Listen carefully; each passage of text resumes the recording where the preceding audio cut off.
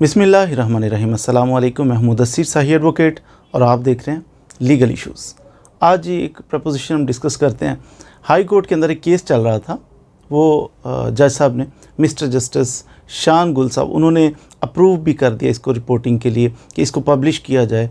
जो रसायल होते हैं वकला के, उसके अंदर इसको पब्लिश कर दिया जाए। यानी वो केस क्या था? केस ये था कि एक आदमी था, उसकी शादी हुई। शादी के कुछ अरसा ही बाद, जल्द ही चंद माह के अंदर अंदर उनकी जनाब सेपरेशन हो गई, डाइवोर्स हो गई, अलग अलग हो गए। लेकिन वो जो शोहर है उसने दावा दायर किया था नीचे फैमिली कोर्ट के अंदर कि जनाब ये औरत जिसके साथ हमारी सेपरेशन हो, अलहदी हो गई, अब इसका सामान जो मेरे घर में पड़ा हुआ है।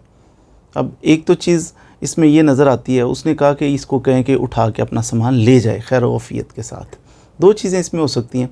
एक तो ये कि उस आदमी की ऑनेस्टी कि इसका सामान है। आमतौर पे होता ही है कि लोग जनाब सेपरेशन हो जाए मियाँ बीवी की तो फिर सामान तोड़ दिया जाता है, कुछ बीच में से चीज़ें गायब कर दी जाती हैं।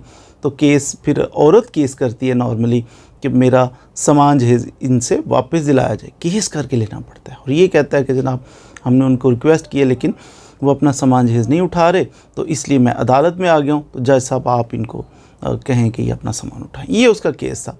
एनी हो, केस चला। लेकिन दूसरी पार्टी औरत को भी नोटिस हुए कि आ जाएं, आके बात अपनी बताएं। आपके ख़िलाफ़ ये केस दायर हुआ है कि आप सामान नहीं उठा रहे। ना आई औरत तो एक्स पार्टी हो गया। एक्स पार्टी का मतलब होता है कि एक्स पार्टी प्रोसीडिंग इनिशिएट कर दी जाए। जो बंदा दावा लेके जाए सिर्फ उसको ही सुन के फ़ैसला कर देते हैं। दूसरी पार्टी तो आई नहीं थी और जज साहब ने सिर्फ उसी पार्टी को सुन के, यानी आदमी को सुन के, तो केस का फ़ैसला कर दिया। और फैसला के ये किया कि ये क्या बात हुई, नॉर्मली तो औरतें आती हैं अदालत के अंदर के सामान जो वापस किया जाए, तो ये आदमी आ गया। तो ये केस समझ में नहीं आता कि ये कैसा केस है। फिर जज साहब के जहन में एक बात ये भी थी, उन्होंने कहा हो सकता है ये देखिए आदमी आ गया, मेरे पास सामान जहेज़ पड़ा है इतना, इसने कुछ लिस्ट साथ लगा दी कि इतना सामान पड़ा हुआ है। जज साहब के जहन में ये भी बात आई कि ये इसने सपोज़ कह दिया कि ये 15 चीज़ें पड़ी हुई हैं मेरे घर में डाउरी आर्टिकल की, तो वो 15 मैं इसको सुन के तो फ़ैसला कर दे, तो 15 चीज़ें बाद में फिर औरत किसी वक्त आ जाएगी, वो केस दायर करेगी कि मेरी 15 चीज़ें तो नहीं थी, मेरी चीज़ें तो 50 थी, तो फिर ये इशू बन जाएगा। इसलिए औरत को सुने बगैर इसका कैसे फ़ैसला हो। तो जज साहब ने उसका केस जो है डिस्पोज ऑफ कर दिया, ख़त्म कर दिया कि नहीं जी आप ये फ़ैसला इसका नहीं हो सकता, यही फ़ैसला है कि आप दाखिल ही नहीं कर सकते थे, ये केस ये नहीं सुना जा सकता, डिस्पोज ऑफ कर दी। अब आदमी जो है वो केस को लेके हाई कोर्ट के अंदर पहुंचा।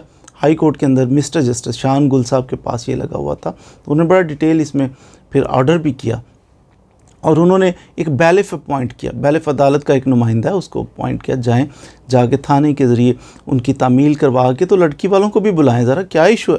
लड़की वाले आए, बहरहाल लड़की वालों ने कहा कि हमारा सामान है, हम तो लेना चाहते हैं। बैलिफ ने जाके तो सारा सामान उनको दिला दिया। और इसमें जज साहब ने फिर ये डिटेल्ड एक जजमेंट दी। जज साहब ने कहा कि देखिए अगरचे नॉर्मली अप्रिशिएट करना चाहिए था इस आदमी को कि इसने कितना अच्छा स्टेप लिया है कि आपका सामान है तो आप ले लें, तंग नहीं किया, परेशान नहीं किया, वो देना चाह रहा है सामान, फिर क्यों हर्डल्स क्रिएट की जाएँ इसकी राह में। फिर जज साहब ने बड़ा तफसील के साथ लिखा कि ये कोई बात नहीं है कि औरत आए तो फिर ही केस दायर हो सकता है। अगर मर्द की बोनाफाइडी है, मर्द अच्छे तरीके से कोई अच्छाई करना चाहता है तो उसकी भी बात सुननी चाहिए और इसका फ़ैसला करना चाहिए।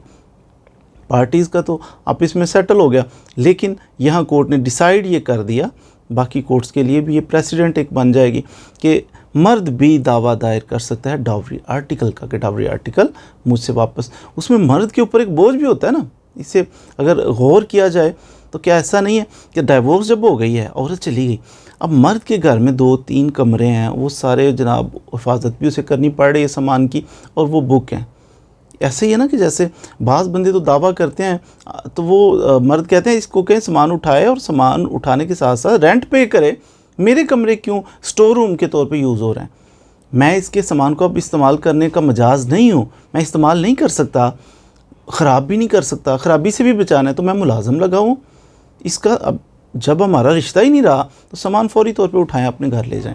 अब मेरे घर को स्टोर रूम के तौर पे क्यों इस्तेमाल किया जा रहा है, और इनडेफिनेट पीरियड के लिए, पता ही नहीं कितने अरसे के लिए, 2 साल के लिए, 4 साल के लिए मेरा घर बाउंड ही रहेगा, ये सामान ना उठाएंगे तो ये जेन्युइन है, उसका एतराज़ भी, आदमी का एतराज़ भी जेन्युइन है।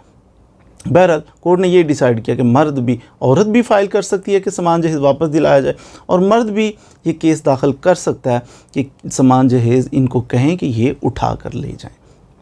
तो ये थोड़ा सा कोर्ट ने डिसाइड किया कि मर्द जो है वो भी फ़ाइल कर सकता है। यहाँ पर ये चीज़ को देखा जाएगा कि जो इंग्रेडिएंट्स हैं उनको देखा जाएगा, डावरी आर्टिकल्स को देखा जाएगा, ये नहीं देखा जाएगा कि मर्द फ़ाइल कर रहा है या औरत फ़ाइल कर रही है। तो उम्मीद है आप आज आपने थोड़ी सी डिफरेंट प्रपोजिशन थी कि क्या मर्द भी ये क्लेम कर सकता है, ये दावा कर सकता है कि औरत को कहें कि आके मेरे घर से सामान अपना ले जाए, क्यों मेरा घर खाली करे, क्योंकि मैं और कुछ करना चाहता हूँ, दूसरी शादी करना चाहता हूँ, नया सामान जहेज़ आ सकता है। अल्लाह ताला हमें ये सामान जहेज़ भी ना एक अजीब सी चीज़ है, और ये अल्टरनेट पता किस चीज़ का, लोगों ने हिंदुआना रस्मात को ज़्यादा अपना लिया कि बहुत सारा सामान जहेज़, गाड़ियाँ और ये और वो डिमांडें करके बाद लालची लोग लेते हैं। और दूसरी तरफ भी देखें तो बेटियों को सामान जहेज़ दे के तो तनख्वाह दिया जाता है और उनको अपने विरासत का हिस्सा नहीं, उससे महरूम कर दिया जाता है। तो इस्लामिक बने, जहेज़ का कभी लालच ना करें, जहेज़ कभी ना मांगें, अवॉइड करें। ये गरीबों के लिए बड़ा बोझ होता है। आप अफोर्ड कर सकते हैं, आप जहेज़ दे भी लेंगे, आप जहेज़ ले भी लेंगे, लेकिन पड़ोस में बैठी हुई कोई गरीबों की बच्चियां जो है ना, वो फिर उनके बालों में चांदी आ जाएगी इस वजह से कि मज़दूर बाप 2-4 बेटियां, तो उनका जहेज़ कैसे बनाएगा। तो इस ट्रेंड को ख़त्म करना है, इस प्रेसिडेंट को ख़त्म करना है कि सामान जहेज़ वाली लानत को। हाँ, हस्बे तौफीक अगर उसका विरासत में कोई बेटी का हिस्सा बनता है ना, ईमानदारी से वो उसको दें। अल्लाह ताला हमें नेक नीयत बनाए। मज़ीद वीडियोज़ के लिए हमारे साथ रहिए। Thank you very much.